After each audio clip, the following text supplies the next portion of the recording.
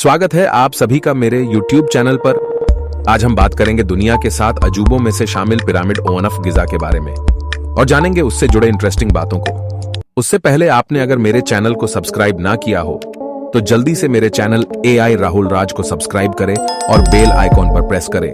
तो शुरू करते हैं। आज से लगभग 4500 साल पहले इजिप्ट में यह बेमिसाल अजूबा बनाया गया जो आज भी लोगों को सोच में डाल देता है। इस अजूबे का नाम है द ग्रेट पिरामिड ऑफ गिजा।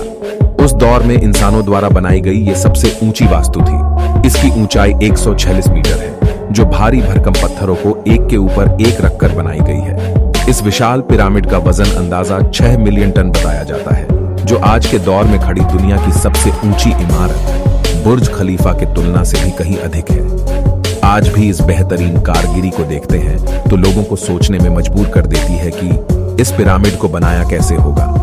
उस जमाने ना तो कोई बुलडोजर था, ना ही कोई क्रेन थी, ना आज के जैसे कोई मॉडर्न टेक्नोलॉजी, फिर भी इन बड़े पत्थरों को एक के ऊपर एक रखकर बनाया होगा। इस पिरामिड की बनावट इतनी बेहतरीन है कि हजारों सालों से यह वास्तु मजबूती से आज भी खड़ा है। आज के जमाने में कौन सी ऐसी इमारत है जो 4500 साल तक मजबूती से खड़ी रह सकती है? कैसे किया होगा ये सब? कौन सी ऐसी टेक्नोलॉजी इस्तेमाल करते थे इजिप्शियन लोग?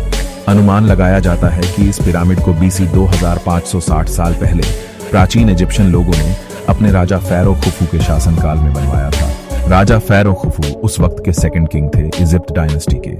यह पिरामिड इजिप्ट में नाइल नदी के पश्चिमी किनारे स्थित है। इसके जैसे दिखने वाले मगर आकार में पिरामिड ऑफ गिजा से छोटे और 2 पिरामिड उसी जगह स्थित है। इन तीनों में से सबसे बड़ा पिरामिड ऑफ गिजा है जो राजा खुफू ने बनवाया था। उसके बाजू में पिरामिड ऑफ खापरे है जो खुफू के बेटे खापरे ने अपने शासनकाल में बनाया था। सबसे छोटा जो पिरामिड है उसे पिरामिड ऑफ मैंकोर है जिसे खापरे के बेटे मैंकोर के शासनकाल में बनवाया गया था।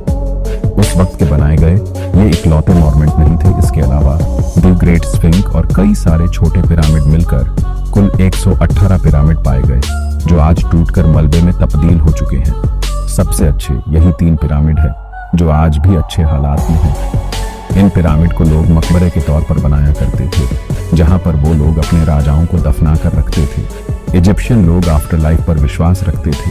वो मानते थे कि मरने के बाद भी आत्मा सेंकड़ वर्ल्ड में जाती है जहां ईश्वर थारों उनको जज करते हैं और जिन लोगों ने अच्छा किया होता है उन्हें मरने के बाद भी जीवित रखते हैं।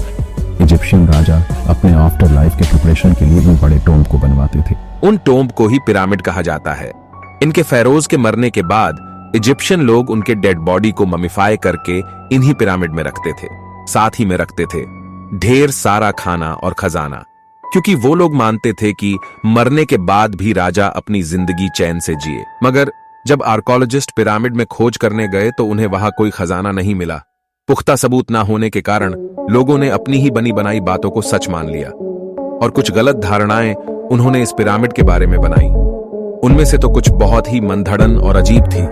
वो कहते हैं कि पिरामिड में जो खजाना था उसे बाद में लूट लिया गया था। कुछ तो यह कहते हैं कि pyramid Jesus on off Christ ने बनवाया था। और भी बहुत सारी गलत धारणाएं थी। जैसे कहा जाता था कि पिरामिड उस वक्त का बहुत बड़ा अनाज का स्टोर हुआ करता था।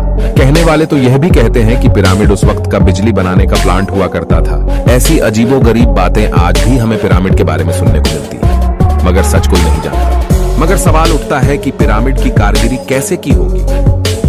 पिरामिड बनाने के लिए जिन पत्थरों का इस्तेमाल हुआ था उनमें 5.5 million limestone, 8000 ton granite stone और 5 लाख टन मॉर्टर स्टोन शामिल थे। इन पत्थरों को 800 किलोमीटर सदन इजिप्ट से लाया गया था। इन पत्थरों को काटने के लिए कॉपर टूल्स का इस्तेमाल होता था। बहुत हार्ड स्टोन काटने के लिए डोलराइट पत्थरों का इस्तेमाल किया जाता था। पिरामिड बनाने के लिए इन भारी भरकम पत्थरों को बड़े लकड़ी के राफ्ट में लादकर नदी के जरिए निर्माण स्थल पर लाया जाता था।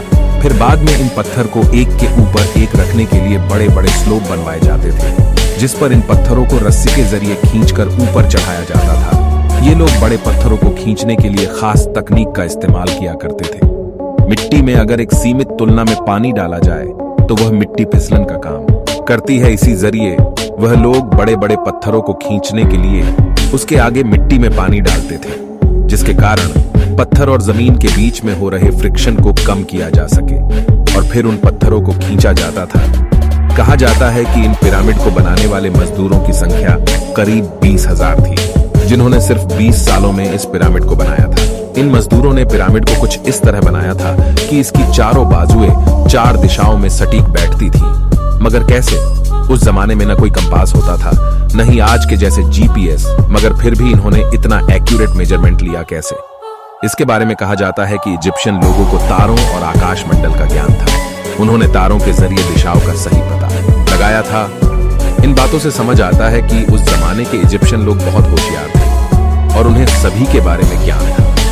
उन पिरामिड को बनाने वाले लोग बहुत कुशल और हट्टे कट्टे मजदूर थे, जिन्होंने उस जमाने में भी यह नामुमकिन काम कर दिखाया था। इस पिरामिड से जुड़ी बातें अगर आपको पसंद आई हो तो इस वीडियो को लाइक करें, शेयर करें और चैनल को सब्सक्राइब करना ना भूले। इसी के साथ विदा करता हूं और मिलता हूं अगले वीडियो में।